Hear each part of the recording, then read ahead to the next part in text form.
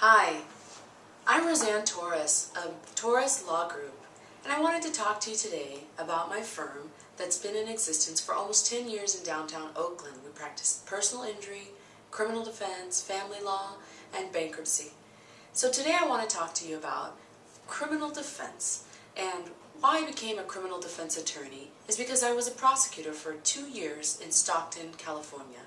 As a result of handling thousands of cases in that 2-year span, I decided there was a need for me on the criminal defense side as a bilingual attorney. Yo hablo español. Being a bilingual attorney is not a common thing in California and in the Bay Area. So one of the focus points today is DUI cases. Those are the most common, those are the cases that every criminal defense attorney needs to know how to do. People often say, you can't win a DUI case, which isn't true.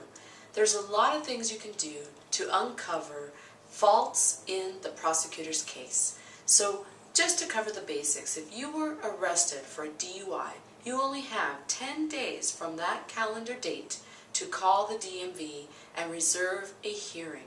You are reserving an administrative per se hearing to not lose your license and get a suspension because of the arrest. Now you've only been arrested, not convicted. So you want to call within 10 days to get a hearing. And your hearing might be for 30 days away. That means you preserve your license, and if you don't call within 10 days, it is automatically suspended on the 11th day. So that's something that I do. But on the other hand of that case is the fact that you have a criminal case coming from the prosecutor's office. So there are in essence 2 cases happening simultaneously. The DMV, whose only job it is to preserve or suspend your driver's license, and the criminal court that can dish out various penalties. Now, you can be placed on probation, given a $2,000 fine, and forced to do some sheriff, trash pickup, or jail if you're convicted, as well as a DUI class on the dangers of driving while under the influence. How is it that we can win DUI cases? There are a lot of times that the police officers don't follow procedures, and they have to follow very strict procedures about how they treat you, about the field sobriety tests, about the timing that they give you a blood alcohol test. So we look for all of those details in your police reports. The other fact is you might be so close to the legal limit, and that is a scientific test. And we know in science nothing's perfect. So we can try to argue the fact that that test is not perfect and it's not 100% accurate.